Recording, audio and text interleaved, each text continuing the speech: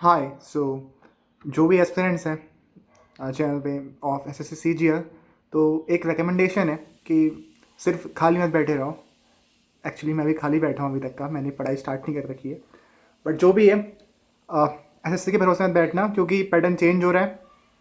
जो रिपीटर्स हैं उनको दिक्कत हो सकती है, क्योंकि पैटर्न चेंज होगा। रिपीटर्स है जैसे मैं हूँ, रिपीटर्स जैसे और भी कोई होंगे, तो उन्हें अगर ना प्रीवियस अगर पैटर्न जो सिलेबस टीचर कहता है सेम है, बट वो बैंकिंग में सिलेबस सेम है, बट आप मॉक लगा के देखो आपके नंबर ही नहीं आएंगे। आपको कुछ मॉक लगानी पड़ेंगे आपको स्कोर, एक सर्टेन अच्छा स्कोर पाने के लिए।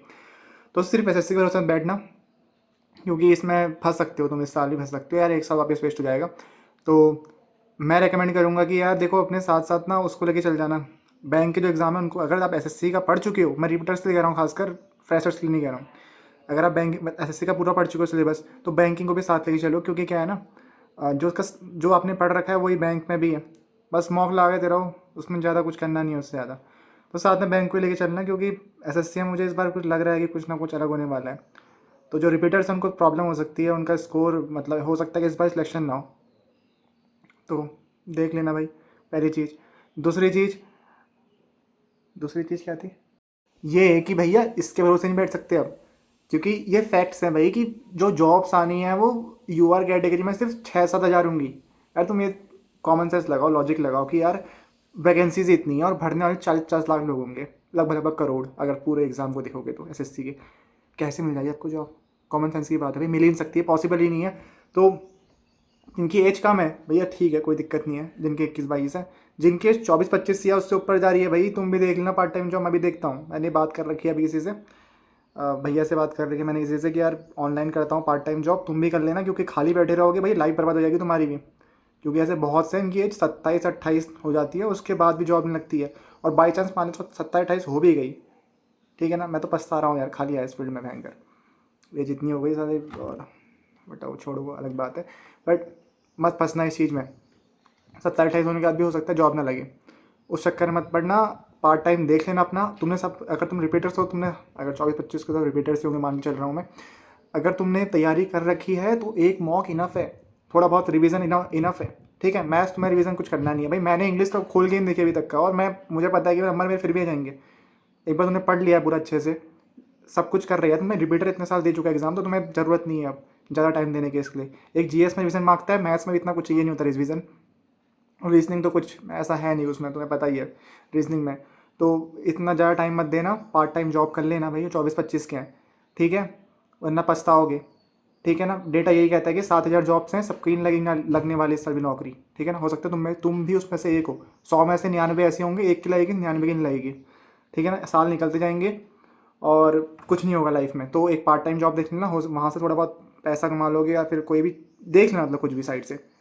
सिर्फ इसके भरोसे मत बैठे रहना। एसएससी एग्ज़ाम हो गया या कोई भी दूसरा एग्ज़ाम हो गया, कंपेरेटिव एग्ज़ाम, मैं स्पेशली यूआर से कह रहा हूँ, क्योंकि यूआर में क्या है ना, देखो यार, कट ऑफ में बहुत डिफरेंस है, वैकेंसीज बहुत कम होती है यार। यार तुम फैक्ट देखो ना, कि यार फैक्ट ये कहता है 63% तो रिजर्व है सीट। अब क्यों है, गलत है, सही है, वो छोड़ दो, है ना, बात खत्म हो गई, फैक्ट है ना, है। ठीक है, अगर 100 में से 63 सीट रिजर्व हैं, 37 सीट ही बचती हैं, तो भाई तुम्हें कैसे मिल जाएगी जॉब? तुम पढ़ने में अच्छे हो, मना नहीं कर रहा हूँ मैं, लेकिन भैया इसके भरोसे मत बैठना। स्पेशली यूआर से कह रहा हूँ, कि यूआर से इसलिए कह रहा हूँ क्योंकि वो फंस जाते हैं, एज निकल जाती है पूरी उनकी। यूआर के ऐसे बहुत से होते हैं। ठीक है, मैं भी रो रहा हूँ, अभी आधी ज़िंदगी की बात हो रखी है, हो सकता है पूरी हो जाए, तो ऐसा ना हो, इसलिए मैं पार्ट कुछ जॉब देख रहा हूँ।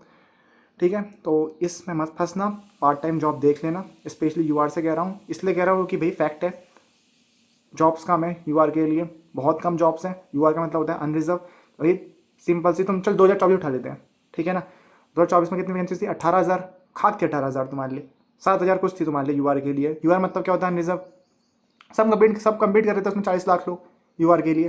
तो ठीक है, तब मैं तुमसे कह रहा हूँ कि इसमें मत पढ़ना ज़्यादा, इतना वो मत करना।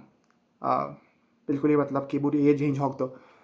पार्ट टाइम जॉब देख लेना, जिसकी एज 21-22 है उसका ठीक है, पर जिसकी एज ना 24-23-25, मतलब 23 से क्रॉस हो गई, 24-25 की या उससे ऊपर बढ़ चुकी है, भैया पार्ट टाइम देख लेना। तुम्हें पढ़ने की ज़रूरत नहीं है, घर के अंदर बैठने की ज़रूरत नहीं है।